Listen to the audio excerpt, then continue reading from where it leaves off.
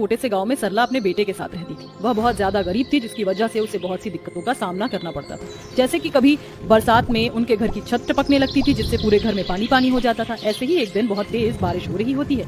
हे भगवान, ये क्या, फिर से बारिश होने लगी। ऊपर से ये बारिश रुकने का नाम ही नहीं ले रही। अगर इसी प्रकार बारिश होती रही तो इस घर के अंदर बाढ़ आ जाएगी। ऐसा सोचकर अपने बेटे को वो आवाज लगाती है, अरे मोंटू, ओ मोंटू, अरे मोंटू कहाँ है तू? अरे कहाँ मर गया? तुझे घर में कुछ दिखाई देता है या नहीं? तभी बाहर से आवाज आती है, आया माँ। ऐसे ही मोंटू घर के अंदर आता है। वो चारों तरफ पानी ही पानी देखता है और छत से पानी टपकता हुआ उसे नजर आता है।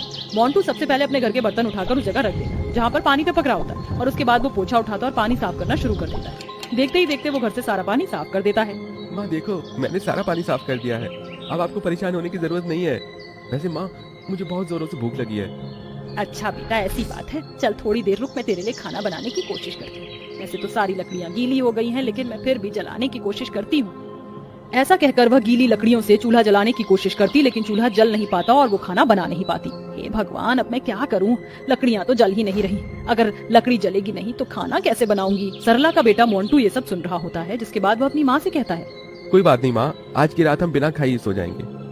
उस रात दोनों माँ बेटा पानी पीकर ही सो जाते हैं। अगले दिन मोंटू अपने लिए काम ढूंढने के लिए निकलता है। वो पूरा दिन यहाँ से वहाँ घूमता, लेकिन उसे कोई काम नहीं मिलता। ऐसा ही रहा तो मैं अपने घर की देखरेख कैसे करूँगा? हे भगवान, अब आप ही कुछ करो और मेरी समस्या को मुझसे दूर करो। मोंटू भगवान से ऐसा कहता ही है कि तभी अचानक से एक बुजुर्ग औरत, जिसका नाम शकुंतला था, वो उसके पास आती है और कहती है, अरे बेटा, मुझे तुम समझदार लगते हो। वैसे तुम जानते हो कि मैं कितनी बूढ़ी औरत हूँ और मुझसे इतना भारी सामान उठाया नहीं जाएगा, तो क्या तुम मेरी मदद कर दोगे ये सारा सामान उठाने में? हाँ हाँ, कोई बात नहीं, बड़ों की मदद करना तो मेरा पहला फर्ज है। मैं आपका ये सामान आपके घर तक रखवा दूंगा।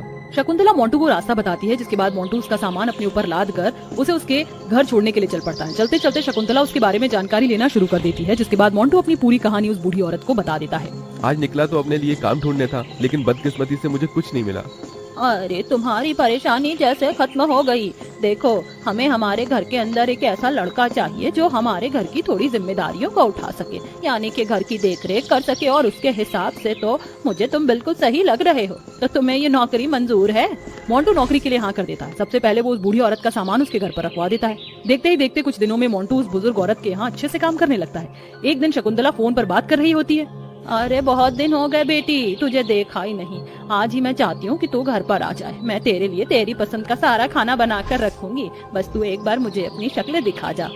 फोन की दूसरी तरफ से शनाया अपनी दादी से कहती है, आप तो जानती ही हो दादी माँ, मुझ पर ऑफिस की बहुत सारी जिम्मेदारियाँ होती हैं और मेरे ऊपर काम का बहुत प्रेशर रहता है, लेकिन आप चिंता मत करो, जैसे ही मुझे टाइम मिलेगा तो मैं जरूर आऊंगी। शनाया ऐसा कहकर फोन काट देती है और शकुंतला बहुत खुश होती है। आज तो आप बहुत खुश नजर आ रही हो, कोई खास बात है क्या? हाँ, आज मेरी पोती शनाया घर पर आ रही है, इसके लिए उसके आने का मुझे इंतजाम करना होगा। वैसे तो उसने कहा है कि मैं शायद आऊंगी, लेकिन वो मेरी पोती है, अगर मैंने बुलाया है तो वो जरूर आएगी। शकुंतला बहुत खुश होती है और अपने ही हाथों से अपनी पोती के लिए खाना बनाना शुरू कर देती है, और नौकरों को भी घर की साफ सफाई और उसके कमरे की साफ सफाई के लिए बोल देती है। हो सकता है मेरी बेटी आज यहीं पर रुके, इसलिए घर की अच्छे से साफ सफाई करना, और उसके कमरे में मैं एक धूल का कण भी नहीं चाहती। शकुंतला बहुत अमीर थी, वहीं दूसरी तरफ से शनाया अनाथ थी। बचपन में ही उसके माता पिता उसे छोड़कर भगवान को प्यारे हो गए थे, जिसके बाद वह दादी के लाड प्यार में बड़ी हुई थी। इसी वजह से उसके अंदर थोड़ा घमंड भी था। शाम ढले शनाया घर आ जाती है। दादी माँ, ये आपने क्या हालत बना रखी है? अरे आप तो अभी भी जवान हो, तो इस तरह क्यों रहती हो? देखो, मुझे आपका इस तरह रहना मुझे बिल्कुल पसंद नहीं है, इसलिए हमेशा अपने आप को मेंटेन करके रखा करो। आते ही तूने अपनी दादी की क्लास ले ली, मेरी चिंता मत कर, अब मैं बुजुर्ग हो गई हूँ, ये सब तो चलता है। दोनों दादी पोती बातें करती हैं, तभी वहाँ पर मोंटू आता है और कहता है, खाना गर्म कर दिया गया है, आप लोग आकर खा लीजिए। शनाया जैसे ही मोंटू को देखती है तो उसे देखती ही रह जाती है, मानो जैसे पहली नजर वाला प्यार हो गया हो। अरे ये लड़का कौन है? बड़ा ही हैंडसम और स्मार्ट है।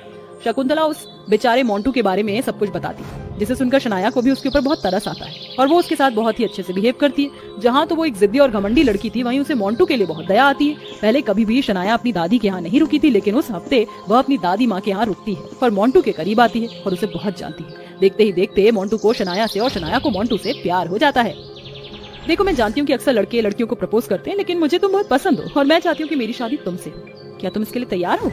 मैं भी तुमसे बहुत प्यार करता हूँ, लेकिन मैं बहुत गरीब हूँ और मेरी गरीबी में तुम रह नहीं पाओगी। तुम्हें ऐसा लगता है मैंने अमीरों की तरह बहुत जी लिया, लेकिन अब मैं तुम्हारे प्यार में जीना चाहती हूँ। ये सुनकर मोंटू को तो बहुत खुशी मिलती है, जिसके बाद मोंटू शनाया से शादी कर लेता है। शादी के बाद शनाया मोंटू के साथ उसके टूटे फूटे मकान में आ जाती है। पहले तो वह गरीबी से बहुत जुड़ती है और उसे एडजस्ट होने में बहुत दिक्कत होती है। ऊपर से एक दिन बरसात शुरू हो जाती है और घर में पानी टपकना शुरू हो जाता है। मैंने ऐसा सोचा भी नहीं था कि मैं इस घर में इस तरह रहूंगी। अरे माना तुम गरीब हो, कम से कम एक मजबूत छत तो अपने पास होनी चाहिए थी। ये देखो जरा किस तरह इस छत से पानी टपक रहा है। मैं जानता ही था एक अमीर घराने की लड़की कभी भी गरीबी में गुजारा नहीं कर पाएगी। ये तुम्हारी गलती नहीं, ये मेरी गलती है, क्योंकि मैं गरीब हूँ और ये जानते हुए भी मैं तुम्हें इस घर के अंदर लेकर आया।